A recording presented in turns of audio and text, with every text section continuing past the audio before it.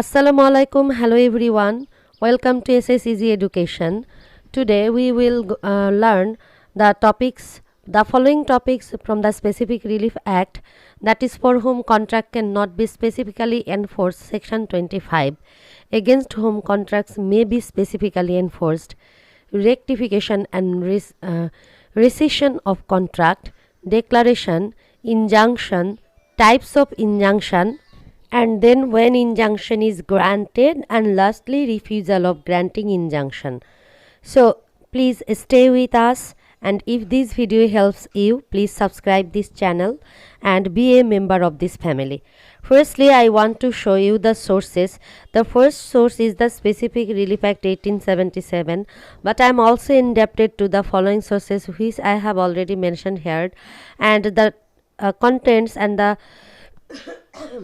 maximum parts of the contents are taken from these sources, and if you want to use this for your research purpose, you should mention these sources, not mine. Okay, এখন যে টপিকটা for home contract can not be specifically enforced, actually আমি কিন্তু দুইটা part করেছি। আমি 24 পর্যন্ত section part 1-এ রেখেছি, 25 থেকে পার্ট 2-তে রেখেছি, কিন্তু টপিক অনুযায়ী যদি আমি করি, আসলে 24 এবং 25 নাম্বার সেকশনটা একই টপিক নিয়ে বলা হয়েছে, for home contract can not be specifically enforced. কার বরাবরে কন্ট্রাক্ট, দ্যাট ইজ চুক্তি, স্পেসিফিক্যালি এনফোর্স করা যায় না।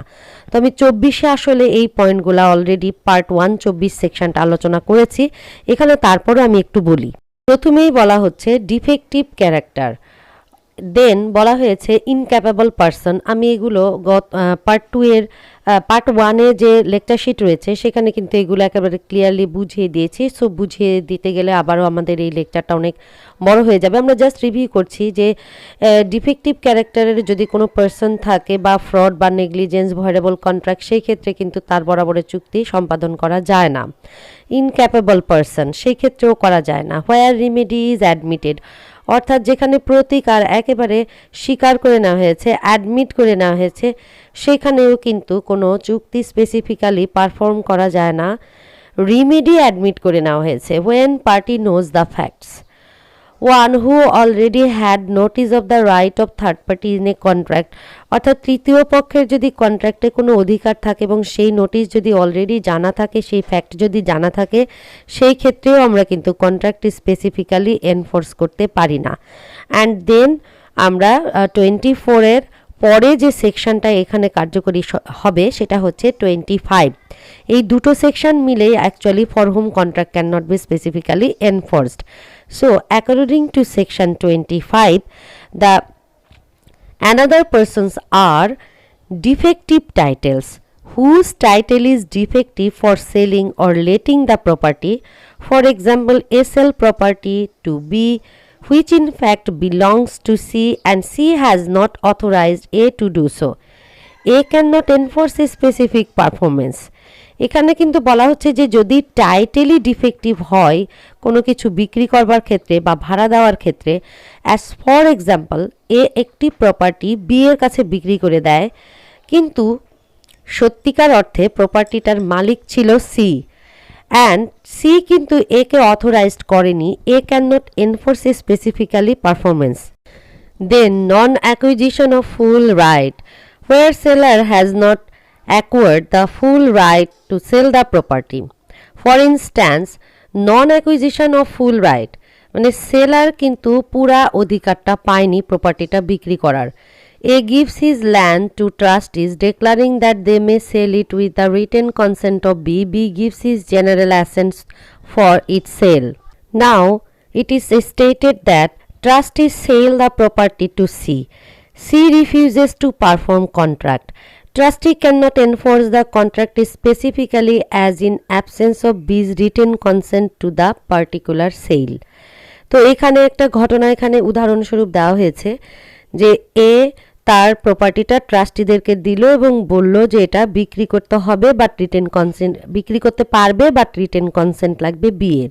তো বি তার জেনারেল কনসেন্ট দিয়ে দিল, ট্রাস্টি প্রপার্টিটা সি এর কাছে বিক্রি করে ফেললো। এখন সি বলতেছে যে আমি কন্ট্রাক্টটা সম্পাদন করতে চাই না, মানে এই সেলের কন্ট্রাক্ট। তখন ট্রাস্টি কি করলো, ট্রাস্টি যদি চায় যেটা সে এনফোর্স করবে সি এর এগেনস্টে, সে পারবে না, কারণ এটা এনফোর্স স্পেসিফিক্যালি করবার জন্য কিন্তু আবার বি এর একটা রিটেন কনসেন্ট দরকার। দেন 7 নাম্বার আমরা বলছি prior settlement. One who has made settlement prior to enter into contract. তার মানে যদি কন্ট্রাক্টে উপনীত হওয়ার আগেই পূর্ববর্তী কোনো সেটেলমেন্ট থাকে, for example A has possession of certain land and agrees to sell it to C. A কিছু ভূমির দেখা যাচ্ছে সার্টেন পজেশনে এর কিছু জমি আছে তার দখলে, and agrees to sell it to C. Later on, it turns out that A claims as heir in the estate of B, who has left the country several years ago and is generally believed to be dead, but there is no sufficient proof of his death. A cannot compel C to perform the contract specifically. তো উদাহরণস্বরূপ বলছে দেখো, এর possession আছে কিছু ল্যান্ডের উপর এবং সে সেটা সি এর কাছে বিক্রি করতে চাইলো, কিন্তু পরে দেখা গেল যে এ কিন্তু বি এর এস্টেটের আবার এক উত্তরাধিকারী। সে অনেক আগে দেশ থেকে চলে গেছিল এবং মারা গেছে, কিন্তু কোনো প্রুভই নেই তার মৃত্যুর। এখন বলা হচ্ছে যে এ কিন্তু কম্পেল করতে পারবে না সিকে যে কন্ট্রাক্টটি স্পেসিফিক্যালি এটা পারফর্ম করা হোক, কারণ এটা কি প্রায়র সেটেলমেন্টের মাধ্যমেই বিষয়টা কিন্তু ইস্যুটা কিন্তু একেবারে মানে সলভড হয়েই আছে। তার মানে কিছু ল্যান্ড সেল করতে চাচ্ছিল, পরবর্তীতে দেখা গেল যে সে ওই ল্যান্ডেরই উত্তরাধিকারী। ওকে, বিয়ের ল্যান্ডের সে উত্তরাধিকারী, এরকম একটা ঘটনা ঘটলো। তো তোর বলছে যে তুমি তো উত্তরাধিকারী, তুমি তো এখানে মানে এটা কি প্রায়র সেটেল একটা বিষয় হয়েই আছে। So here the contract can not be specifically enforced. So section 25 অনুযায়ী আমরা দেখতেছি defective title, non acquisition of full right and prior settlement, এই কয়েকটা বিষয়ের কারণে আসলে ফর হুম আমরা কন্ট্রাক্ট স্পেসিফিক্যালি পারফর্ম করতে পারি না। তো এই 7টি বিষয়ের জন্য সেকশন 24 এবং 25-এর কারণে 25-এর যে কারণগুলো উল্লেখ আছে এগুলোর জন্য আমরা contract for whom specifically enforce করতে পারি না। Now non enforcement of contract except with variation under section 26. Non-enforcement of contract except with variation বলা হচ্ছে যে 26 অনুযায়ী কন্ট্রাক্টের নন এনফোর্সমেন্ট মানে এনফোর্স করা যাচ্ছে না, এক্সেপ্ট উইথ ভ্যারিয়েশন, কিছু ভ্যারিয়েশন ব্যতীত কন্ট্রাক্ট এনফোর্স করা যাচ্ছে না, সে ধরনের কন্ট্রাক্টগুলো উল্লেখ করা আছে সেকশন 26। আমি আবারও বলছি, কিছু এক্সেপশন ব্যতীত যে কন্ট্রাক্টগুলো এনফোর্স করা যাচ্ছে না সেগুলো উল্লেখ করা আছে 26। Non enforcement of contract except with variation for home contract can not be specifically enforced except with a variation. Then বলা হচ্ছে এখানে যে plaintiff can not obtain a specific performance except with variation set up in defence by defendant in cases such as varied terms of contract, where the terms of contract are different from that which defendant supposed it to be when entered into due to fraud or mistake of fact. For instance, A and B sign a bond making themselves liable up to Rs 1000 each. In a suit, they proves that word each is inserted by mistake that the intention was that they should give a joint bond for Rs 1000 টাকা। এখানে বলছে দেখো যে কন্ট্রাক্টের টার্মসই এমন যে they are different from that which defendant supposed it to be when entered into due to fraud or mistake of fact, হয়তোবা fraud অথবা মিস্টেক অফ ফ্যাক্টের কারণে ডিফেন্ডেন্ট অর্থাৎ প্রতিপক্ষ যখন চুক্তি করেছিল তখন ভিন্ন রকম ভেবে নিয়েছিল।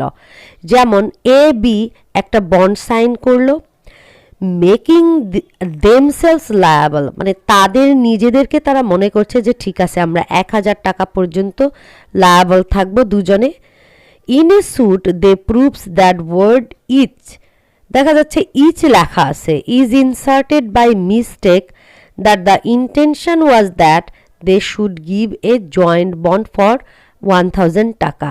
মানে এখানে কিন্তু ওয়ার্ড ছিল ইজ এবং বলা হয়েছিল যে প্রত্যেকেই লায়াবল হবে 1000 টাকা বন্ডের জন্য, কিন্তু পরবর্তীতে দেখা গেল যে বাই মিস্টেক ইচ কথাটা আসলে ওখানে উল্লেখ হয়েছে। তার মানে কি বাই মিস্টেক যখন ইচ কথাটা আছে, মিস্টেক অফ ফ্যাক্ট হতে পারে বা ফ্রড হতে পারে, টার্মসটা কিন্তু ভ্যারি করলো। বাট আমরা বুঝেছিলাম যে আমরা প্রত্যেকেই এটার জন্য লায়াবল থাকব, কিন্তু পরবর্তীতে আসলে দেখা গেল যে এটা একটা মিস্টেক অফ ফ্যাক্ট, এবং সেই ক্ষেত্রে বলা যাচ্ছে যে কন্ট্রাক্টটা নন এনফোর্সেবল হয়ে যাবে। Non enforcement of contract except with variation, and then contract by act of fraud. So, where the defendant entered into contract under a reasonable misapprehension as to its effect between himself and plaintiff due to fraud, mistake or surprise. For example, A sues B to compel for specific performance of a contract to buy a dwelling house. B proves assumption of inclusion of an adjoining yard, and the contract as so framed as to leave it doubtful whether the yard was so included or not. The court shall refuses to enforce the contract except with the variation set up by B. অর্থাৎ variation ব্যতীত কিন্তু দেখো contract enforce করা যাচ্ছে না, even কোর্টও contract স্থগিত রাখছে। এ কি করলো, বি এর বিরুদ্ধে মামলা করলো, সু ফাইল করলো। যে সুটা ফাইল করলো, সু এর বিষয়বস্তুটা ছিল স্পেসিফিক পারফরমেন্স অফ কন্ট্রাক্ট, আর কন্ট্রাক্টের বিষয়বস্তু ছিল যে একটা ডুয়েলিং হাউস বিক্রি করার বিষয় বা বাই অর্থাৎ কেনার বিষয়ে। বি প্রমাণ করলো যে এইখানে এই বাড়ির আঙ্গিনা অ্যাডজয়নিং আছে, মানে আর এক যে আঙ্গিনার সঙ্গে সংযুক্ত, কিন্তু কন্ট্রাক্টটা এমনভাবে করা হয়েছে যে এই আঙ্গিনা যে সংযুক্ত, ইয়ার যে অ্যাডজয়নিং, এটি কিন্তু ডাউটফুল থেকে গেছে। আর এই ডাউটফুলের কারণে কোর্ট রিফিউজ করে দিল enforcement of a specific performance of কন্ট্রাক্টের বিষয়টা। কারণ বলা হচ্ছে যে বি যদি এখানে except with the variation set up by the B, so by B যদি কোনো ভ্যারিয়েশন সেট আপ করতে না পারে তাহলে কিন্তু এটি প্রমাণিত হয় না যে অ্যাডজয়নিং ইয়ার্ড আছে। সো সেই ক্ষেত্রে কোর্ট এটি রিফিউজ করে দিল, স্পেসিফিক পারফরমেন্স করার কথা বলল না। Non enforcement of contract except with variation under section 26। Non enforcement of contract আমরা কন্টিনিউই করছি ভ্যারিয়েশনের বিষয়গুলো। 3 নম্বর পয়েন্টে আমরা আছি, contract by misrepresentation. Where defendant has entered into contract relying upon some misrepresentation by plaintiff or upon some stipulation on plaintiff's part which adds to contract but which he refuses to fulfill. প্রথমেই বলছে মিসরিপ্রেজেন্টেশনের মাধ্যমে যদি কোনো contract করা হয়, তো defendant অর্থাৎ প্রতিপক্ষ দেখো কি করলো, যে সে একটি কন্ট্রাক্টে উপনীত হলো, কিছু মিসরিপ্রেজেন্টেশন প্রেজেন্ট করলো বাই প্লেন্টিফ অর আপন সাম স্টিপুলেশন অন প্লেন্টিভস পার্ট। তার মানে কিন্তু মিসরিপ্রেজেন্টেশন ছিল প্লেন্টিভসের পক্ষ থেকে, বা প্লেন্টিভ ধর এমন কাউকে নিয়ে এসে চুক্তিটা করলো যে ডিফেন্ডেন্ট কন্ট্রাক্ট করে ফেললো, which ads two contract but which he refuses two fulfil. এগুলো দেখো বলা হচ্ছে যে কন্ট্রাক্টে অ্যাড করা হলো কিন্তু সে রিফিউজ করলো ফুলফিল করতে। A makes contract with B to let off together with strip of edge land delineated in a map. Before signing contract, B orally proposes full liberty to substitute for the strip mentioned in map for which A was assented. A cannot obtain specific performance except the variation set up by B. এখানে উদাহরণে বলা হচ্ছে দেখো যে A B এর সঙ্গে একটি contract করলো যে সে একটি জাহাজের ঘাট বা মুরিং অর্থাৎ ওয়ার্ফ, তার সঙ্গে একটা স্ট্রিপ অর্থাৎ একটা পিচ অফ ল্যান্ডও আছে, সে সেটা একটা ম্যাপ দেখিয়ে বলল যে ভাড়া দিতে চায়। বিফোর সাইনিং কন্ট্রাক্ট সাইন করবার পূর্বেই বি মৌখিকভাবে মানে প্রস্তাব দিল যে ঠিক আছে, তোমার ফুল লিবার্টি আছে, মৌখিকভাবে বলল যে full liberty to substitute for the strip mention in map for which A was assented. অর্থাৎ বলছে যে তুমি যে স্ট্রিপটা আমাকে দেখাচ্ছ তাহলে এইটার কোনো সাবস্টিটিউট এখানে আছে কি না। A B orally proposes full liberty to substitute. ঠিক আছে, যে মানে বলা হলো যে তোমাকে আমি পুরাই লিবার্টি দিচ্ছি যে তুমি এই স্ট্রিপের কোনো একটা সাবস্টিটিউট করো যা ম্যাপে তুমি আমাকে দেখাচ্ছ। A can not obtain specific performance except with variation set up by B. এই যে বি যে ভ্যারিয়েশনটা চাইলো ওরালি যে তুমি এটার সাবস্টিটিউট করো, এই সাবস্টিটিউট না করে কিন্তু এ এখানে স্পেসিফিক পারফর্ম করবার জন্য বলতে পারে না বিকে, এটাই বলা হচ্ছে। তার মানে দেখো যে কন্ট্রাক্টের তুমি বলছো যে আমার এটা আছে, এটা আছে, এটা আছে, তিনটা জিনিস আমি রিপ্রেজেন্ট করলাম, ম্যাপ দেখালাম, বললাম এই আছে, এ আছে, এ আছে, ঠিক আছে তোমাকে ভাড়া দিচ্ছি। এখন বলছে যে এটা যদি মিস রিপ্রেজেন্টেশন হয় আর সেইটার উপর রিলাই করে যদি চুক্তি হয় আর সেখানে যদি তোমাকে প্রতিপক্ষটা ডিফেন্ডেন্ট কোনো কথা বলে, অপরপক্ষ চুক্তির অপরপক্ষ যদি তোমাকে বলে যে তোমাকে এটা সাবস্টিটিউট করে দিতে হবে বা বিনির্মাণ করতে হবে, তাহলে যতক্ষণ পর্যন্ত না সেই ভ্যারিয়েশনটা তুমি আনতে পারবে ততক্ষণ পর্যন্ত you can not claim specific performance of the contract. Then uncalculated legal result, where production of legal result in contract was not calculated which parties had object to produce, where production of legal result in contract অর্থাৎ কন্ট্রাক্টের যে ফলাফলটা আসবে তার আসলে আইনগত কি result হতে পারে এটা ক্যালকুলেটই করিনি। which parties had object to produce, অথবা হতে পারে যে পক্ষের এটার কিন্তু কোনো অবজেকশনও থাকতে পারে। A and B negotiate for the purposes of securing land for B for his life with remainder to his issue. They execute a contract which confers an absolute ownership on B. The contract so framed cannot be specifically enforced. A B negotiate করছে যে ঠিক আছে আমরা B এর জন্য একটি land secure করে দিব এবং তার সারা জীবনের জন্য, with remainder to his issue, even তার ইস্যুর জন্যও এটা থেকে যাবে। তাহলে কি ট্রান্সফার অফ প্রপার্টি একটা কি বলা আছে যে আমরা কোনো প্রপার্টি চিরস্থায়ী বন্দোবস্ত করতে পারবো না যে সেটা একজনের কাছেই আটকে থাকবে। তারা এই চুক্তি ধরো এক্সিকিউট করে ফেললো এবং বিকে অ্যাবসোলিউট ওনারশিপ দিয়ে দিল এই চুক্তি বলে। এখন এই চুক্তি কি স্পেসিফিক আমরা এনফোর্স করতে পারবো? নো, বিকজ এর লিগাল রেজাল্ট লিগালি এটা কিন্তু অবৈধ বা void. So this contract can not be specifically enforced. Contract of variation, where parties have contracted to vary it subsequently.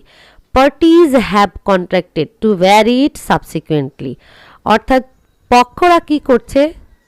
Subsequently contract করছে, চুক্তি করছে কি করার জন্য? ঠিক আছে, দুই পক্ষই চুক্তি করলো যে আমরা পরবর্তী সময়ে এটার ভ্যারিয়েশন আনবো। তাহলে যদি আমরা চুক্তি করি যে সাবসিকুয়েন্ট ভ্যারিয়েশনের, তাহলে আমি সাবসিকুয়েন্ট ভ্যারিয়েশন যদি না করি তাহলে কি আমি চাইতে পারবো যে স্পেসিফিক পারফর্ম করা হোক? Simply no.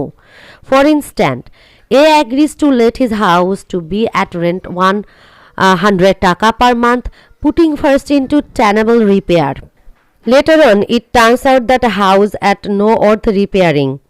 A, with consent of B, pulls it down and erects new building in its place, and B agrees to pay 120 taka rent per month orally. B then sues for the enforcement of a specific performance of the contract writing. He cannot enforce it specifically except with the variation made by the subsequently oral contract.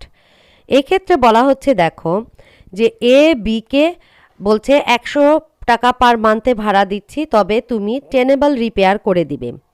অর্থাৎ সে যেন ভাড়া থাকতে পারে সেরকম করে সেই বাড়িটাকে মানে বলল যে একটু ঠিকঠাক করে দিতে। এ কি করলো, বিয়ের একটা অনুমতি নিয়ে ওই বাড়িটা একেবারে ভেঙে নতুন করে একটা বাড়ি করে দিল। সেখানে বলল যে মৌখিকভাবে বি কি করলো যে ঠিক আছে আমি তাহলে তোমাকে 120 টাকা ভাড়া দেবো পার মান্থ, ওরালি কিন্তু এটা সে বলল। এখন এই ক্ষেত্রে বি মামলা করলো for enforcement of specific performance of contract writing. পরবর্তীতে বি বলছে যে লিখিতভাবে যে চুক্তি হয়েছিল 100 টাকার ভাড়া দেব সেটাই স্পেসিফিক্যালি এনফোর্স করা হোক। এখন বলা হচ্ছে যে এই ক্ষেত্রে বি এটা এনফোর্স করতে চাইতে পারবে না, কারণ সে যে ভ্যারিয়েশনটা এনেছিল, অর্থাৎ মাঝখানে সে যেহেতু ওরালি বলেছিল, সাবসিকুয়েন্ট ওরাল কথা হয়েছিল যে 120 টাকা ভাড়া দেব, এই ভ্যারিয়েশন আনবার কারণে এটাকে স্পেসিফিক্যালি এনফোর্স করা সম্ভব নয়। তার মানে ভ্যারিয়েশন যদি না আনতো, সেম কথাই ঠিক থাকতো, তাহলে কিন্তু এটা কি হতো, স্পেসিফিক্যালি এনফোর্স করা যেত। অ্যান্ড দেন আমরা আলাদা পয়েন্ট পড়ছি এখন, against whom contract may be specifically enforced. কার বিরুদ্ধে আসলে চুক্তি সুনির্ধারিতভাবে এনফোর্স করা যায়।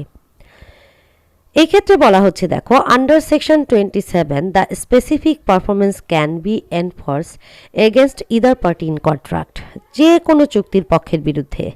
Clement of title, any person claiming title except transferee for value who has paid his money in good faith and without notice of original contracts. বলছে যে claimant of title, যে ব্যক্তি টাইটেল ক্লেম করতেছে, except transferee, transferee ব্যতীত, transferee আবার কি for value, অর্থাৎ মূল্য দিয়ে যে ব্যক্তি ট্রান্সফারি হয়েছে সে বাদ দিয়ে, আমি ধরো কিনে নিলাম, তাহলে আমি বাদ দিয়ে বলছে who has paid his money in good faith and without notice of original contract, original কন্ট্রাক্টের কোনো বিষয়ে সে জানতো না এবং গুড ফেথে ধরো টাকা পে করে দিয়েছে, টাইটেল দাবি করছে। এ agrees to convey certain land to B on particular day. A dies before the day comes.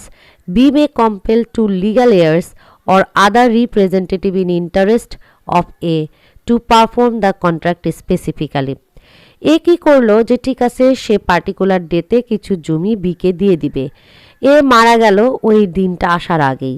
এখন বলছে যে বি কিন্তু তার লিগ্যাল এয়ারদের একেবারে এটা কম্পেল করতে পারে যে ঠিক আছে স্পেসিফিক্যালি পারফর্ম করো, কিন্তু যদি এটা লিগ্যাল এয়ার না হতো, যদি অন্য কেউ হতো, ভ্যালু দিয়ে ধরো এসেছে, তাহলে কি হতো যে আমি কিনে নিছি, আমি কেন তোমার কাছে এটা ট্রান্সফার করব। Displaced claimant, any person who claims under the title and defendant has displaced him though prior to contract and plaintiff knows ইট।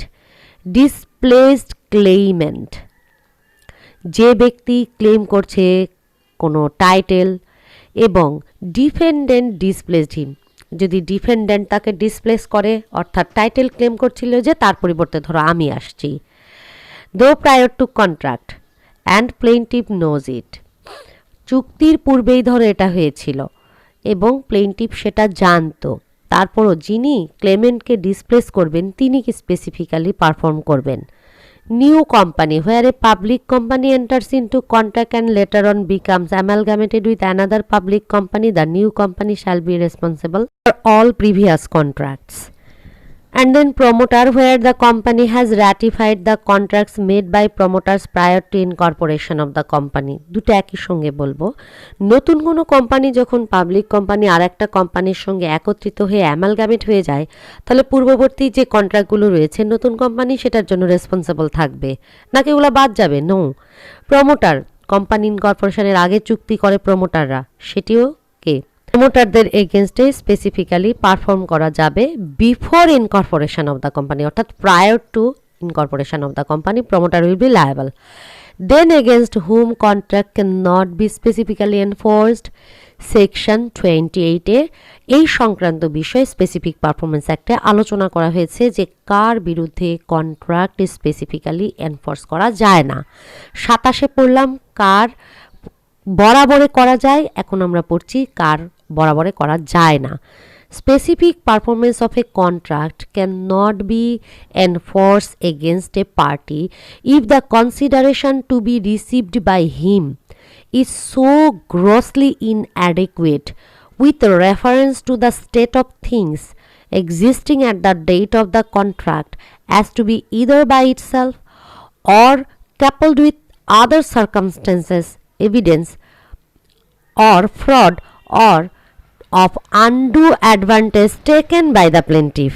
অর্থাৎ যদি কনসিডারেশন সে গ্রহণ করে এবং সেই কনসিডারেশনটা ইনঅ্যাডিকুয়েট হয়, যে ডেটে কন্ট্রাক্টটা করা হয়েছিল সেই ডেটে দেখা যাচ্ছে কনসিডারেশনটা ইনঅ্যাডিকুয়েট, অথবা যদি এরকম হয় যে সার্কামস্টেন্সিয়াল এভিডেন্স প্রুভ করছে যে ফ্রড বা আনডু অ্যাডভান্টেজ প্লেন্টিভ গ্রহণ করেছে, ইন দ্যাট কেস বলা হচ্ছে স্পেসিফিক্যালি কন্ট্রাক্ট এনফোর্স করা যাবে না।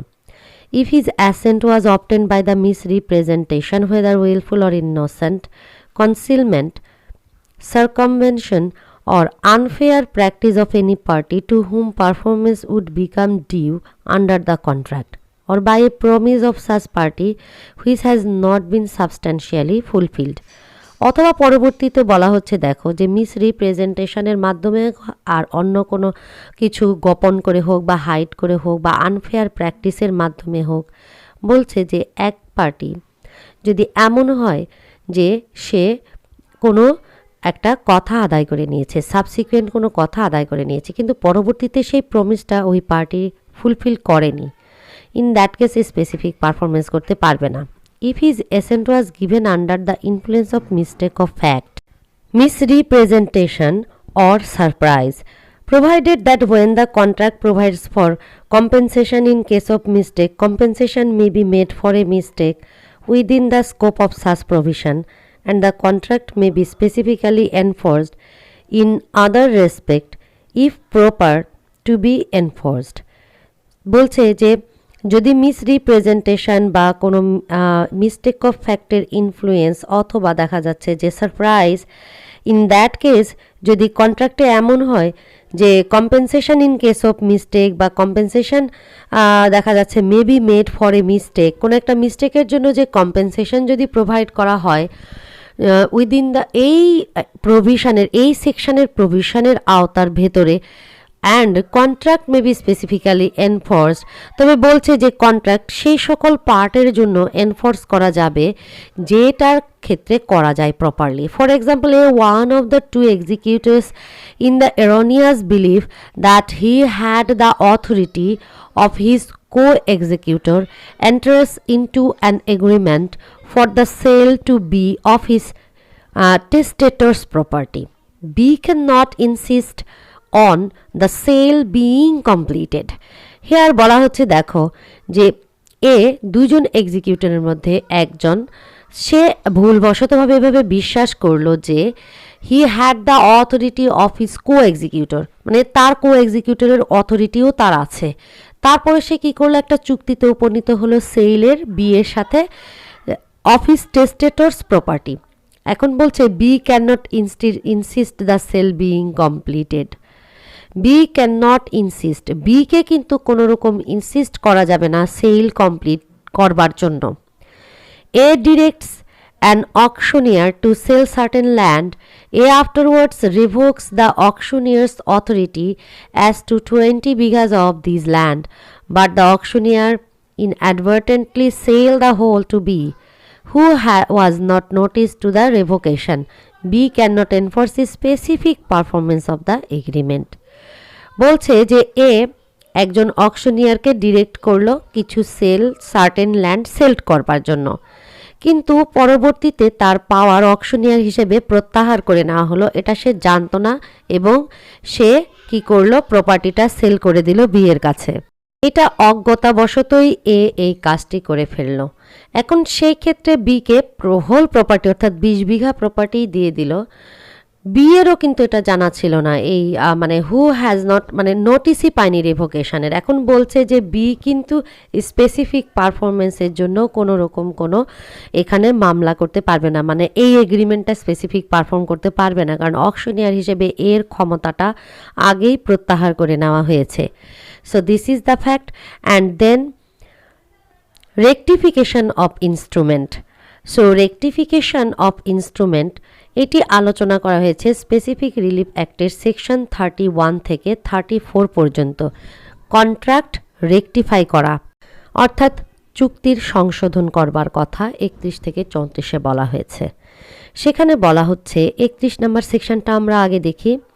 Instrument is a written document which may include intention, covenants, settlement either by family or otherwise, contracts, special covenant or will.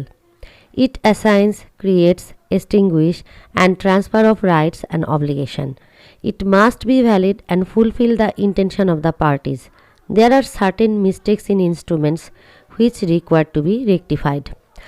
তো বলছে যে আসলে ইনস্ট্রুমেন্ট কি? ইনস্ট্রুমেন্ট হচ্ছে একটা লিখিত দলিল, যেখানে আমরা বলতে পারি যে এটা কন্ট্রাক্ট হতে পারে, কোনো কভেন্যান্ট হতে পারে, অথবা উইল হতে পারে, এবং এটি কোনো অধিকার কার উপর দিতে পারে, সৃষ্টি করতে পারে, বা কারো অধিকার হরণও করতে পারে, এক্সটিংগুইশ মানে শেষ করে দিতে পারে। তো বলছে যে সামটাইমস এটাকে কিন্তু অবশ্যই ভ্যালিড হতে হবে এবং পক্ষদের ইন্টেনশন পরিপূর্ণ হতে হবে চুক্তির মধ্যে দিয়ে, মানে ইনস্ট্রুমেন্টের মধ্যে দিয়ে।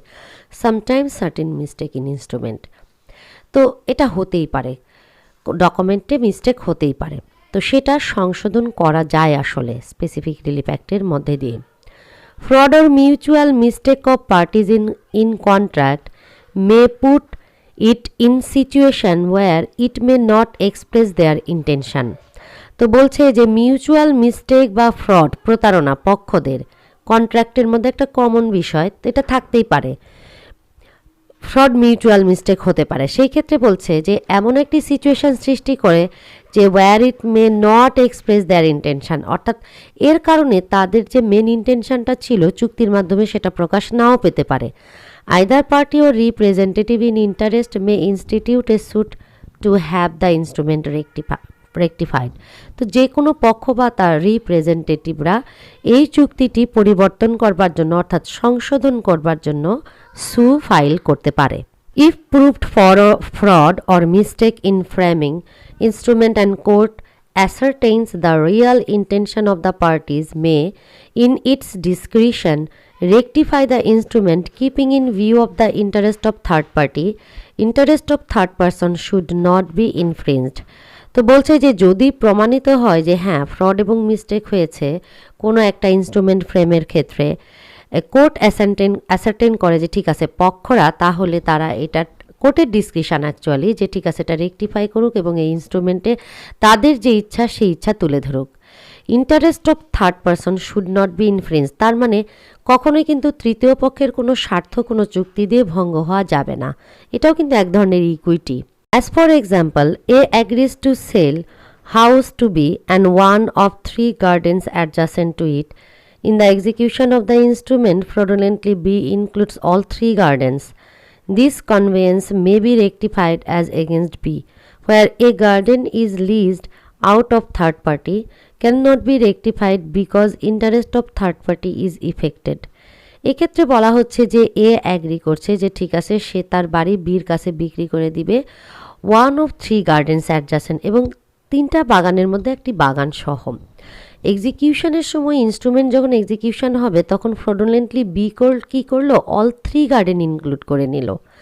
এখন বলছে যে এই ধরনের কাজ কিন্তু রেকটিফাই করা যাবে, এর বি এর এগেনস্টে এ এটা করতে পারে। এখানে কিন্তু দেখা যাচ্ছে যে একটি গার্ডেন অলরেডি থার্ড পার্টির কাছে লিজ দেওয়া আছে, can not be rectified because interest of third party is affected. এখন সেই ক্ষেত্রে কিন্তু থার্ড পার্টির ইন্টারেস্ট আবার ইফেক্ট করে ওইটা পরিবর্তন করা যাবে না।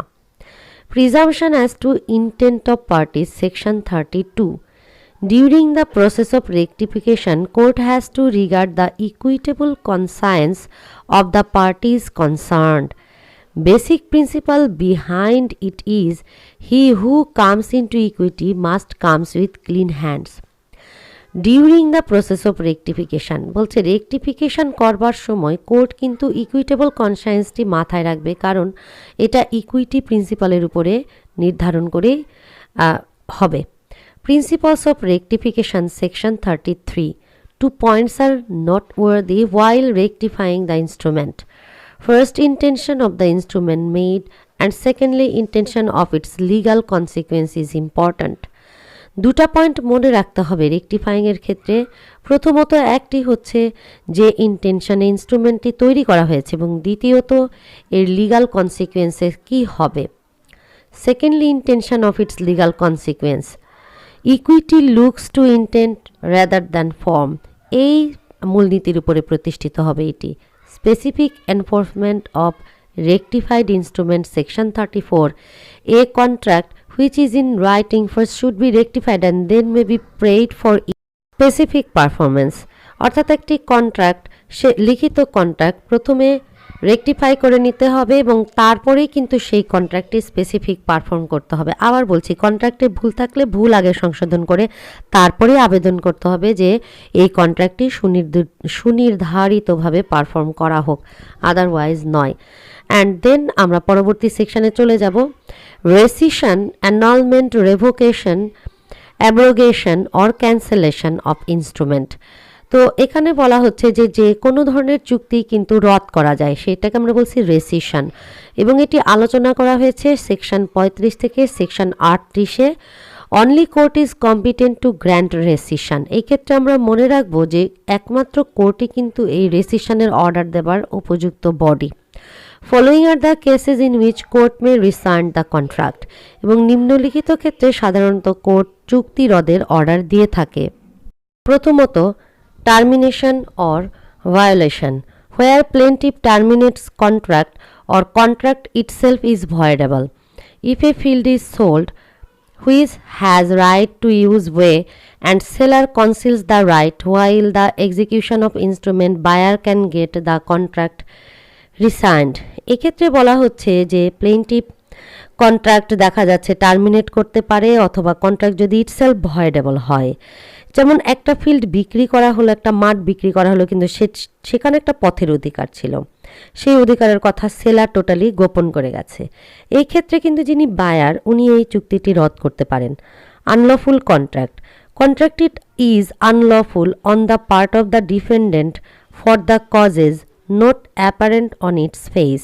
বলছে কন্ট্রাক্ট কিন্তু আনলফুল হতে পারে ডিফেন্ডেন্টের পার্ট থেকে, for the causes not apparent on it face, অর্থাৎ কন্ট্রাক্ট দেখেই কিন্তু বোঝা যাচ্ছে না যে এখানে কোনো এটি আনলফুল বা fraud. Where a person induce his client for transfer of his property in his name so that he may defraud his client's creditors, it's an example of unlawful contract. একজন ব্যক্তি বললো যে ঠিক আছে, তুমি তোমার প্রপার্টি আমার কাছে লিখে দাও, আর এতে করে দেখা যাচ্ছে তোমার ক্রেডিটররা তোমার কাছে কোনো কিছু দাবি করতে পারবে না। Client may get the instrument rescinded. তো ক্লায়েন্ট কিন্তু এই ধরনের যদি চুক্তি করেও থাকে, সে রদ করতে পারে। Default in compliance, in default of compliance of decree of court, contract may be got rescinded. Court compels for the return of profits received by him as possessor. In default of compliance of decree of court, contract got rescinded, চুক্তি কি হতে পারে, রদ হতে পারে। Court কি compels for the return of profits received by him as possessor, court বাধ্য করতে পারে, ঠিক আছে, পজেসর হিসেবে তাকে এই প্রফিটটি রিটার্ন করতে হচ্ছে। When an agreement is discovered to be void or where a contract becomes void, any person who has resigned an advantages under such agreement or contract is bound to restore it or to make compensation for it to the person to whom he has received. এরকম voidable contract বা বাতিলকৃত ধরনের যে চুক্তি রয়েছে, চুক্তি বলে যদি কেউ কোনো অধিকার লাভ করে বা সুযোগ সুবিধা ভোগ করে, তাহলে তাকে সেই সুযোগ সুবিধাটা রিব্যাক করতে হবে, অর্থাৎ ব্যাক করতে হবে, রিস্টোর করতে হবে, অথবা কম্পেনসেশন দিতে হবে, এটাই নিয়ম। Next number 4, rescission of mistake. এক্ষেত্রে বলা হচ্ছে mistake per se will not justify a degree for rescission. Mistake কিন্তু রদ করবার জন্য আসলে জাস্টিফিয়েবল নয়, unless the parties can be restored to status quo ante, যতক্ষণ পর্যন্ত না আসলে এটি প্রুভ করতে পারে পক্ষরা যে yes they have the status quo ante. Placement of both parties in their original position is taken into consideration so that right of anybody may not influence. এবং সেই ক্ষেত্রে দুই পক্ষেরই কিন্তু যে প্লেসমেন্ট রয়েছে, তাদের যে অরিজিনাল পজিশনটা রয়েছে, যে কার অবস্থান কি, সেটা কিন্তু কোর্ট কনসিডারেশনে নিবে যাতে কোনো পক্ষের কোনো অধিকার ভঙ্গ না হয়। That is a status quo অ্যান্টিটা রেস্টোর করতে হবে, অর্থাৎ প্রিভিয়াসলি যে এক্সিস্টিং স্টেট অফ অ্যাফেয়ার্স, অর্থাৎ পূর্ববর্তীতে আসলে কি কাজ করা হয়েছিল, এক্সিস্টিং কি ছিল, সে বিষয়টা কিন্তু আসলেই রিস্টোর করতে হবে পক্ষদেরকে, মানে রিস্টোর করা, ফেরত নিয়ে আসা, বলা বা উল্লেখ করা। Alternative request of rescission if not specifically performed under section 37. The plaintiff bringing an action for the specific performance of a contract may claim in alternative that if the contract cannot be enforced, it may be resigned and delivered up to be cancelled. It should be taken into consideration that the alternative reliefs is based on the same state of facts, though with different conclusions as to law. এক্ষেত্রে বলা হচ্ছে যে plaintiff bringing an action for the specific performance একটি কন্ট্রাক্টে সে একটা সু আনতে চাচ্ছে বা মামলা করতে চাচ্ছে, সে কি করতে পারে, মে ক্লেম ইন অল্টারনেটিভ, অন্যভাবে এটা দাবি করতে পারে, if the contract can not be enforce, যদি কন্ট্রাক্ট এনফোর্স করা না হয় তাহলে এটি রদ করা হবে। অর্থাৎ স্পেসিফিক পারফরমেন্সের সুয়ের ক্ষেত্রেই প্লেন্টিফ দাবি করতে পারে যে যদি স্পেসিফিক্যালি এটা পারফর্ম করা না হয় তাহলে এটি রদ করা হবে, অর্থাৎ ক্যান্সেল হয়ে যাবে। এটা কিন্তু অল্টারনেটিভ, এবং অল্টারনেটিভেই রিলিফ বেসড হতে হবে কিসের উপরে, same state of facts, though with different conclusion as to law. Requirement of equity, section 38. Court may order for making compensation to other party while residing. Court কি যখন কন্ট্রাক্ট রদ করার order দিবে তখন কিন্তু অন্য পক্ষকে কম্পেনসেশন দিবে, এটাই কিন্তু ইকুইটির requirement. Basic principles of making compensation is he who seeks equity must do equity, অর্থাৎ এই কম্পেনসেশনের আবার মূল ভিত্তি হচ্ছে যে ইকুইটি অর্থাৎ ন্যায় বিচার চাইবে তাকেও কিন্তু কি সরল হাতে আসতে হবে, ন্যায় বিচার মানে করে আসতে হবে। Order of cancellation where there is reasonable apprehension that if contract is left outstanding shall cause him serious injury, plaintiff may sue either for its declaration as void or voidable. তো যদি এমন হয় যে কন্ট্রাক্ট দেখে মনে হচ্ছে যে এমন কোনো ক্ষতি হবে, সিরিয়াস ক্ষতি হবে, তখন প্লেন্টিফ এটা ভয়েডেবল বা ভয়েড করবার ঘোষণা করতে পারে। Then essential conditions for the grant of relief in cancellation, section 39. Following are the essential conditions in which relief is granted. অর্থাৎ যদি ক্যান্সেলেশনের রিলিফ দেয় চুক্তি ক্যান্সেলেশনের জন্য, সেই ক্ষেত্রে কোন কোন শর্ত পূরণ করতে হয়, অর্থাৎ কোন শর্ত পূরণ করলে চুক্তি ক্যান্সেলের অর্ডার পাওয়া যাবে, মেন কথাই হচ্ছে এটা। আবার বলছি কোন শর্ত পূরণ করলে কোন চুক্তি ক্যান্সেলের অর্ডার পাওয়া যাবে, section 39. Following are the essential condition in which relief is granted, অর্থাৎ ক্যান্সেলেশনের রিলিফ দেওয়া হবে যদি নিম্নলিখিত শর্তগুলো থাকে। প্রথমত void written instrument, it is to be proved that either written instrument is void or voidable against the plaintiff. A conveys land to B who bequeaths it to C and dies. Thereupon D gets possession of the land and produced a forged instrument stating that the conveyance was made to be in trust for him. C may obtain the cancellation of the forged instrument. B বলছে এ conveys land to B, এ একটা land বিকে দিয়ে দিল, হু বিকুয়েটস ইট to C and dies, সে আবার সিকে এই property দিয়ে মরে গেল। D কী করলো, এই প্রপার্টি পজিশনে নিয়ে নিল এবং একটা ফার্স্ট ইনস্ট্রুমেন্ট করে বলল যে এটা তার। ওকে, সো এখানে কিন্তু বলা হচ্ছে যে সি কি করতে পারে, C may obtain the cancellation of the first instrument, C এই ইনস্ট্রুমেন্ট বাতিলের জন্য ক্যান্সেলের অর্ডার পেতে পারে। 2. Serious injury. Plaintiff has reasonably apprehend the serious injury from the instrument being left outstanding. Plaintiff মনে করছে যে তার সিরিয়াস ইনজুরি হতে পারে এবং এই সিরিয়াস ইনজুরি কোনোভাবেই পূরণ করা সম্ভব নয়। A agrees to sell and deliver a ship to B to be paid for by B's acceptance of 4 bills of exchange for sums amounting to টাকা 30,000 to be drawn by A on or B. The bills are drawn and accepted, but the ship is not delivered according to the agreement. A sues B on one of the bills. B may obtain the cancellation of all the bills. একটা sheep deliver করতে চেয়ে দেখা যাচ্ছে বিল of exchange signing হয়ে গেল, কিন্তু sheep delivery করা হলো না। সেই ক্ষেত্রে বলছে যে অ্যাগ্রিমেন্ট অনুযায়ী যেহেতু শিপ ডেলিভারি করা হয়নি, অথচ কিন্তু বিল অফ সব এক্সচেঞ্জগুলো সিগনেচার হয়ে গেছে, অ্যাপ্রুভ হয়ে গেছে। A sues B on the bills, বিলের জন্য এ মামলা করলো। B may obtain the cancellation of all the bills. এখন বলছে যে এখানে সব বিলগুলো ক্যান্সেলেশনের জন্য বি এই অর্ডার অবটেন করতে পারে। Then satisfaction of court. In view of all the circumstances of the case, the court has considered it reasonable and proper to administer the protective and preventive justice as for. Satisfaction of court-এর ক্ষেত্রে বলছে যে সকল সার্কামস্টেন্সেসের ভিত্তিতেই court has considered it reasonable, যদি court মনে করে যে yes this is reasonable এবং প্রপারলি অ্যাডমিনিস্ট্রেট করা সম্ভব, and protective and preventive justice as for, in that case court কিন্তু চুক্তিটি ক্যান্সেলেশনের অর্ডার করবে, যে এই ক্যান্সেলেশন করাটাই সবার জন্য জাস্টিস আনবে। তখন limitation for suit of cancellation of instrument, মানে লিমিটেশন আছে আবার স্যুট অফ ক্যান্সেলেশনের। Where suit is brought for cancellation of instrument 3 years limitation period applies.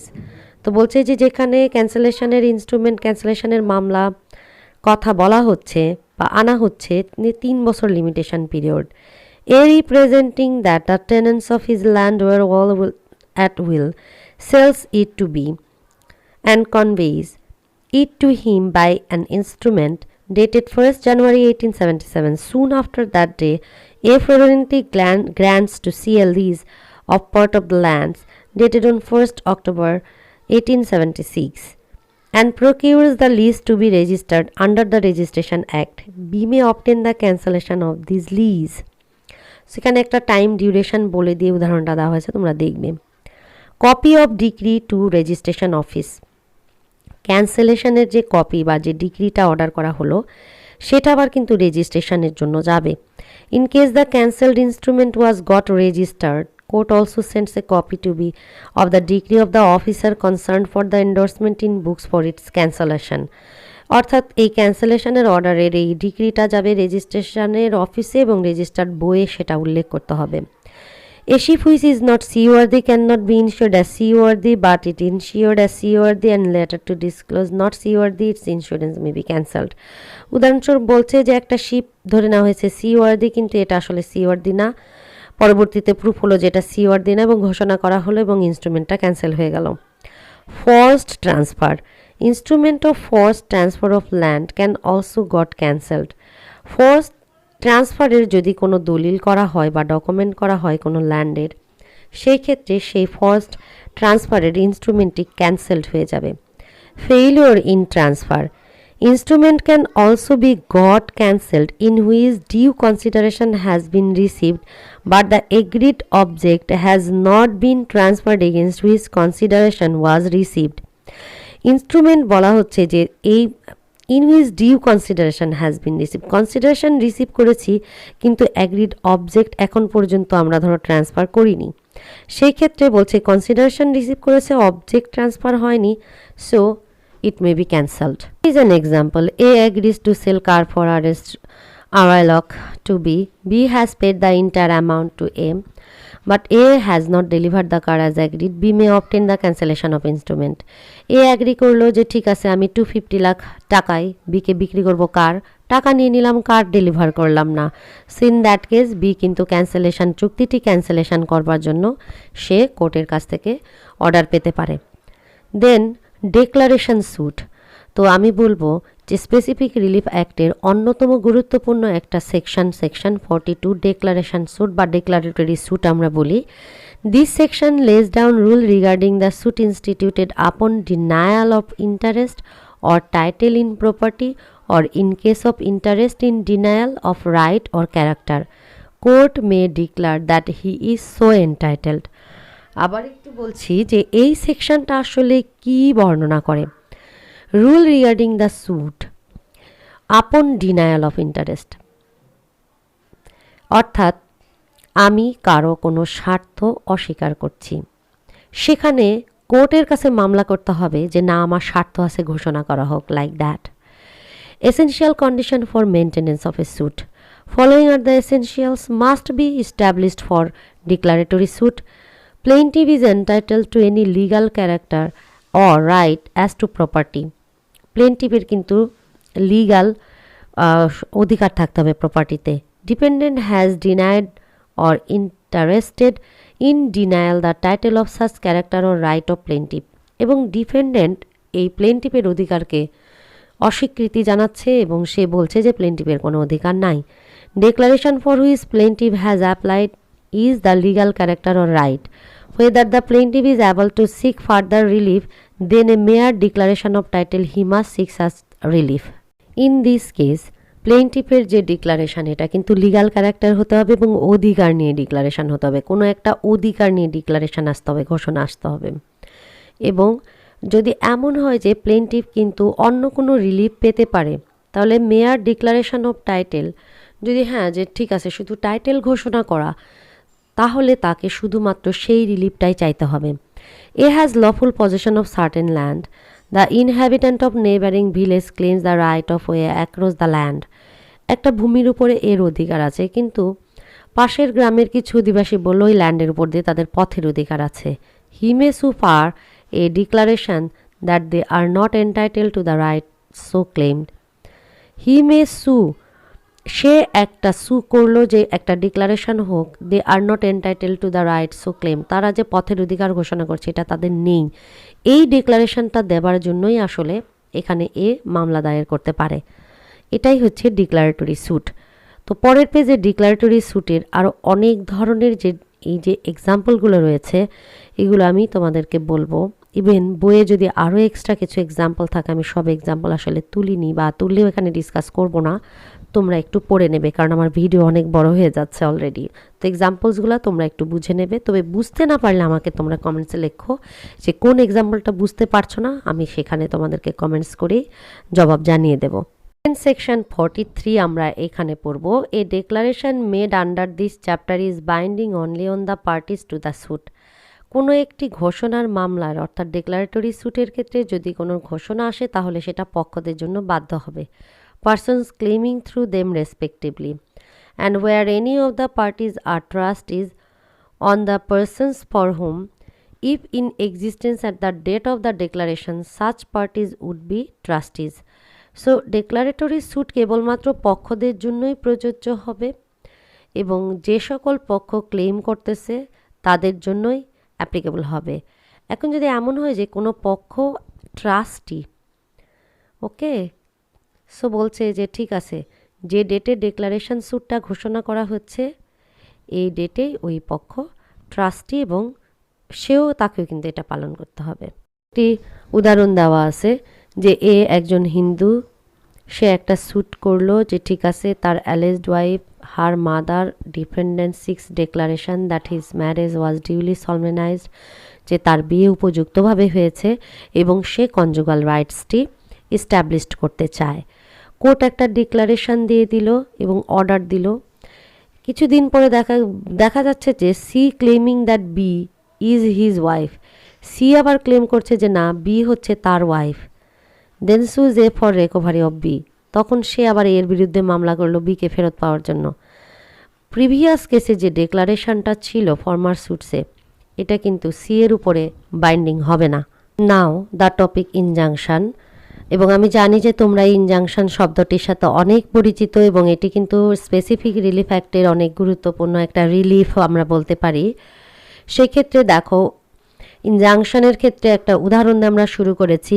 A agreed to sell a property to B with 1 lakh taka, 10 lakh taka, out of which B paid 1 lakh taka as an advance. Balance payment is agreed to pay within 2 months. B is bound to pay whole of the contract amount within the stipulated time period. A is bound to transfer the property after the receipt of full payment. Both are responsible against each other. After making full payment, B attains the right of the acquisition of the property. এই ক্ষেত্রে দেখো বলা হচ্ছে যে 10 লক্ষ টাকায় property বিক্রি করতে চেয়েছি, 1 লক্ষ টাকা পে করেছি আর বাকি টাকা 2 মাসের মধ্যে পে করব, সম্মত হলাম। এই ক্ষেত্রে যেমন পেমেন্টটা ক্লিয়ার করারও অধিকার আছে, সেম ওয়েতে কিন্তু এই অধিকারও আছে যে আমি প্রপার্টিটা অ্যাকুইজিট করতে পারবো।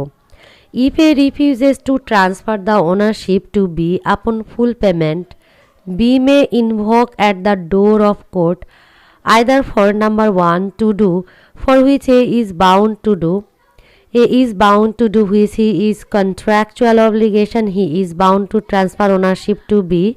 Court may order for specific performance and issues mandatory order. Number 1, এখানে যদি A রিফিউজ করে ওনারশিপ B কে দেওয়ার ক্ষেত্রে B তখন কোর্টের কাছে যেতে পারে প্রথমত যে কাজটি এ করতে বাধ্য সেই কাজটি করবার জন্য, বাধ্য করার জন্য। তার মানে এখানে কিন্তু এ বাউন্ড ছিল কন্ট্রাকচুয়াল অব্লিগেশন ফুলফিল করতে এবং বি কিন্তু তাকে বাউন্ড করতে পারে। কোর্ট এখানে স্পেসিফিক পারফরমেন্সের অর্ডার দেওয়ার জন্য ম্যান্ডেটরি অর্ডার করতে পারে। This order is issued against for which he has been deprived. Intention of contract is always considered to perform contract for transfer of ownership. এখানে কিন্তু কন্ট্রাক্টের যে মেন থিম সেটাই কিন্তু মানে প্রতিষ্ঠিত করবার জন্যই এ ধরনের অর্ডার কোর্ট করতে পারে। সুতরাং অব্লিগেটরিভাবে ম্যান্ডেটরিলি বিকে পারফর্ম করাতে পারে স্পেসিফিক্যালি কন্ট্রাক্টটি। দ্বিতীয় রিমেডি হতে পারে reframe not to do for which he is not entitled. দ্বিতীয়ত তাকে এমন কিছু করতে কোর্ট বাধা দিতে পারে যেটি সে আসলে করবার অধিকারী নয়। If A intend to transfer the ownership to a third party which is C, in this case he may be got refrain from to do so. তার মানে এ যদি বি কে প্রপার্টিটা না দিয়ে সি এর কাছে ওনারশিপ ট্রান্সফার করতে চায় তাহলে কোর্ট কিন্তু তাকে বিরত রাখতে পারে যে তুমি এটি করতে পারবে না। This sort of prevention is called preventive relief. আর এই ধরনের প্রিভেনশনকেই বলা হয় preventive relief. Court may order to prevent A to do so for which he bound not to do. So court may order to prevent A. Court A K prevent করতে পারে এমন কিছু করতে যেটা সে করতে বাধ্য নয়। Court prevents A to sell property to C. Court prevent করতে পারে A কে সে যেন C এর কাছে প্রপার্টিটা বিক্রি না করে। It is preventive from the violation of the right of B. অর্থাৎ এটি কিন্তু প্রিভেন্টিভ বায়ারের পক্ষ থেকে, বি এর পক্ষ থেকে। Since A is bound to do and not to do something, therefore court may order to protect interest of B the buyer, tool which is use to prevent person to refrain to do something, it is called injunction. So injunction হচ্ছে এমন এক ধরনের order যা কোনো ব্যক্তিকে prevent করে অর্থাৎ বিরত রাখে সামথিং টু ডু, যেটি সে আসলে করতে বাধ্য, সেটি করতে অথবা বাধ্য নয় না করতে, বা সে হয়তোবা কিছু করতে যাচ্ছিল সেটা তাকে বাধা দিতে। There are two types of injunction, temporary or interlocutory and permanent or perpetual injunction. There are two types of court orders, that is mandatory injunction in which something is allowed to do and other one is probationary injunction in which something is prohibited. তো উপরে যেটা বলছিলাম আসলে ইনজাংশনের কথাটা complete করিনি, সেখানে বলছে যে যদি কারো ইন্টারেস্টের বিরুদ্ধে যায় এবং সে যদি মামলা করে তখন আর একজনকে কিন্তু সেই কাজটি নাও করতে দিতে পারে কোর্ট, সেটাই আসলে বলতে যাচ্ছিলাম। সো ইনজাংশন দুই ধরনের, একটা হচ্ছে টেম্পোরারি আর একটা হচ্ছে পারপিচুয়াল। আর কোর্ট অর্ডারও দুই ধরনের, ম্যান্ডেটরি ইনজাংশন একটা in which something is allowed to do, এখানে অ্যালাউ করা হয় যে ঠিক আছে করো, another one is probationary injunction, something is prohibited। আর আরেকটা হচ্ছে প্রবেশনারি বলা হচ্ছে যেখানে কোনো কিছু করার নিষেধ করা হয়। There is another type of injunction that is given before happening of non-permissible action. A person may be doing his work diligently but seems to be wrong in future. An interim injunction can be issued against his future ill will. So আর এক ধরনের injunction, এটাকে আমরা বলছি interim injunction. কোনো একজন ব্যক্তি যদি বলছে যে diligently but seems to be wrong, সে ভুল করতে পারে হয়তো বা ফিউচারে, তখন কিন্তু তাকে ইন্টারিম ইনজাংশন জারি করা হয় যে ঠিক আছে তার যাতে কোনো ফিউচার ইল উইল না থাকে। দেন Private injunctions are issued at once, while government injunctions are given after serving a notice to government and hearing the government cause. ডেফিনেশনের ক্ষেত্রে আমরা দেখছি an order or decree by which a party to an action is required to do or refrain from doing a particular thing. Injunction are either restrictive, that is preventive, or mandatory, compulsory. এখন আমরা কিন্তু ইনজাংশনের definition পড়ছি। As regard time are private injunction, government ইনজাংশনও কিন্তু টাইপসের মধ্যে পড়ে। Injunction are either restrictive or mandatory. As regard time injunction are either interlocutory, that is interim or perpetual. মানে টাইমের ক্ষেত্রে এটা ইন্টারিম হতে পারে অথবা পার্মানেন্ট হতে পারে। আর যদি আমরা বলি রেস্ট্রিকটিভ অর পারপিচুয়াল, এরকম হতে পারে। A perpetual injunction is granted only after the plaintiff has established his right and the actual or threatened infringement of it by the defendant. An interlocutory injunction may be granted at the time after the issue of the writ to maintain things in status quo. The court must be satisfied that there is a serious question to be tried at the hearing, and that on the fact the plaintiff is probably entitled to relief, as injunction once granted is enforced by committal for contempt of court for any breach. তো আসলে কোন ক্ষেত্রে কোন ধরনের injunction দেওয়া হয় সেটাই এখানে ব্যাখ্যা করা হয়েছে clearly. Here Barnett defines an injunction as a judicial process by which one who has invaded, attacked, assault or trespass, or in threatening to invade the rights, legal or equitable or another restrained from continuing or commencing such wrongful act. So এটাও ইনজাংশনের definition. বার্নের একজন ব্যক্তির definition এখানে দেওয়া হয়েছে। According to Joe it's an order remedial, the general purposes of which is to restrain the commission or continuance of some wrongful act of the party informed. Lord Housebury says in his Laws of England, a judicial process whereby a party is ordered to refrain from doing or to do particular act or thing. তো injunction Lord হাউসবারি বলছেন যে এটি একটি judicial process যেখানে কোনো ব্যক্তিকে order করা হয় টু রিফ্রেন ফ্রম ডুইং, কোনো কিছু করা থেকে বিরত থাকতে, অথবা টু ডু পার্টিকুলার অ্যাক্ট, কোনো একটা পার্টিকুলার অ্যাক্ট বা থিং করবার জন্য। Then types of injunction. Temporary injunction under section 53, as by its name it's clear that these injunctions are issued for a certified time, অর্থাৎ নির্ধারিত কিছু সময়ের জন্য ইনজাংশন জারি করা হয় till the further order of the court, অথবা বলা হয় যে কোর্টের অন্য অর্ডার হওয়া ব্যতীত। Civil procedure code regulates it. Injunctions are issued only against a named person. Equity acts in personam, and an injunction must be addressed to the defendant personally. It's issued without hearing the case. It's granted during the case is pending. কেসের কিন্তু চলাকালীন অবস্থায় injunction জারি করা হয় এবং pending থাকা অবস্থায় without hearing. Perpetual injunction. Section 53, it is issued in the term of decree after hearing the case.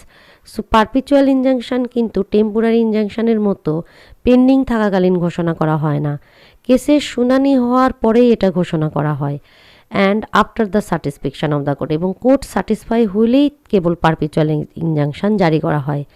Defendant is ordered to stop to commit certain act which is contrary to the right of plaintiff, এবং এখানে কিন্তু ডিফেন্ডেন্টকে order করা হয় যে আপনি কোনো কাজ করা থেকে বিরত থাকবেন এবং যেই কাজ প্লেইন্টিফের সমূহ ক্ষতি করবে সেই ধরনের কাজ করা থেকে বিরত থাকতে বলা হয়। Section 55, when breach of trust or an obligation is object and performance of contract becomes necessary, court may grant an injunction for prevention of breach complained. বলছে যে যদি কখনো কোনো ব্রিচ অফ ট্রাস্ট সংঘটিত হয় অথবা কোনো একটা অব্লিগেশন, যখন কোনো একটা অবজেক্ট এবং সেখানে অব্লিগেশনটা দরকার পড়ে, কোর্ট তখন ইনজাংশন জারি করে ব্রিচ অফ ব্রিচ কমপ্লেন্ট, অর্থাৎ যে ভঙ্গ করা নিয়ে কমপ্লেনটা হয়েছে সেটা প্রিভেন্ট করবার জন্য কোর্ট অর্ডার করে, এটাকে ম্যান্ডাটরি ইনজাংশন বলে। তো কখন আসলে ইনজাংশন গ্র্যান্ট করা হয়? It is granted to prevent a person to commit breach of an obligation existing in favor of the applicant. অর্থাৎ যিনি অ্যাপ্লাই করেছেন তার ফেভারে এটা ঘোষণা করা হয় এবং কোনো একটি যদি অব্লিগেশন ব্রিচ হয় তাহলে সেই ক্ষেত্রে অব্লিগেশনটা যাতে ব্রিচ না হয় সেজন্য ঘোষণা করা হয়। When defendant threatens the plaintiff, court may grant injunction in the following cases. তো যখন ডিফেন্ডেন্ট আসলে থ্রেট করে প্লেনটিফকে তখন কোর্ট নিম্নলিখিত ক্ষেত্রে ইনজাংশন জারি করে। Breach of trust where defendant is a trustee of the property of the plaintiff and commits breach of trust. Non-ascertaining damage where actual damage is not ascertainable or there is no standard of ascertaining to do so. Inadequate relief where adequate relief in term of the cash is not available.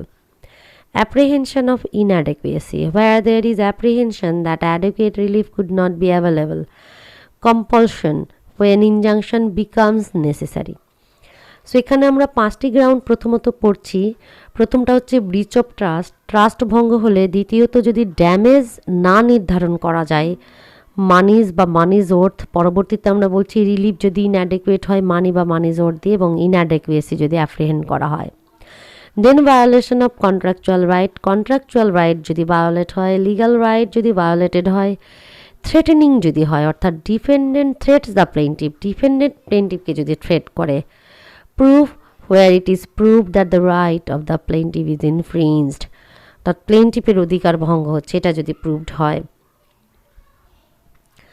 Personal interest, there must be violation of personal right and not infringement of the world at large and equity acts in personam and not in rem. এখানে কিন্তু personal interest ভঙ্গ হতে হবে। World at লার্জের interest ভঙ্গ হলে চলবে না, কারণ equity acts in personam and not acts in rem. Existence of right, right must be existent and present and not of the nature of future. If legacy is not distributed then no right is created. এখানে কিন্তু অধিকারের অস্তিত্ব থাকতে হবে এবং এটা present থাকতে হবে। ফিউচারের জন্য কোনো কিছু বিদ্যমান থাকছে তার উপরে কিন্তু কোনো কিছু হবে না, কোনো ইনজাংশন জারি করা যাবে না। তার মানে আমার বর্তমানে যে রাইটটা আছে সেটা নিয়ে কিন্তু আসলে ইনজাংশন চাইতে হবে। আমার বাবার জমির উপরে কোনো একটা হচ্ছে, আমি ইনজাংশন চাচ্ছি যে আমি মালিক হলে আমার উপরে এরকম বর্তাবে। No, not like that. Now refusal of granting injunction, কোন কোন ক্ষেত্রে আসলে কোর্ট রিফিউজ করতে পারে, ইনজাংশন গ্র্যান্ট করা থেকে বিরত থাকতে পারে। Namely, judicial proceedings when such proceedings are pending in court, court may refuse to grant injunction. যখন কোনো একটা বিষয় কোর্টে পেন্ডিং অবস্থায় আছে, সেম বিষয় নিয়ে ইনজাংশন চাইলে পাওয়া যাবে না। Superior court when it is requested against the order of the superior court, injunction are always granted against the lower court. তো বলছে যে ইনজাংশন কিন্তু সবসময় লোয়ার কোর্ট থেকে গ্র্যান্ট করা হয়, সো এটা সুপারিয়র কোর্টে রিকোয়েস্ট করা যাবে না। Enactment, legislation process cannot be got effected from the lawmaking. Official duty, where government officers trespasses during official duty. Criminal proceedings, when criminal proceedings are started they cannot be stopped. Civil and criminal court cannot interfere in each other's matter. So বলছে যে criminal proceedings যদি শুরু হয়ে যায় সেখানে কিন্তু এটা stop করা যায় না, কারণ সিভিল এবং ক্রিমিনাল কোর্ট এরা একে অপরের কাজে কখনো ইন্টারফেয়ার করতে পারে না। So then specific enforcement, where specific performance of the contract is not possible. Public nuisance, injunction are refused in the cases of public nuisance as equity acts in personam only. Personal interest is subject of injunction. Defective conduct, where plaintiff himself is wrong and his conduct is defective. Personal interest, there must be violation of personal rights. Where plaintiff has no personal interest, injunction is refused as equity acts in personam. Alternative remedy, where alternative remedy is available, injunction is refused. So alternative available effective যদি remedy থাকে তাহলে injunction issue করা হয় না, refuse করা হয়। Personal interest, defective বা public nuisance, এই দুইটাই বিষয়ই যে বিষয়টি বলা হয়েছে সেটি হচ্ছে ইকুইটি অ্যাক্টস ইন পার্সোনাম, এবং এটি পাবলিক কোনো রাইটস বা ইন্টারেস্ট নিয়ে কখনো কোনো ডিরেকশন বা ঘোষণা দিবে না, যার কারণে পার্সোনাল ইন্টারেস্ট বা পাবলিক নুইসেন্স নয়, প্রাইভেট নুইসেন্স হতে হবে। আর specific performance of the contract যদি পসিবল না হয় তাহলে ইনজাংশন সাধারণত রিফিউজড করা হয়। So that's all for today's class. এই দুইটি পার্ট 1 পার্ট 2তে I have finished my lecture on specific relief act, but if you need more clarification then I will make another video, because already this video is 1 hour and 10 minutes. And if you have any question, query or misunderstanding, please comments in the comments section below. I will answer all of your comments as my best regards. So be well, be safe. Thank you all for watching this video and meet you soon inshallah. Allah Hafiz.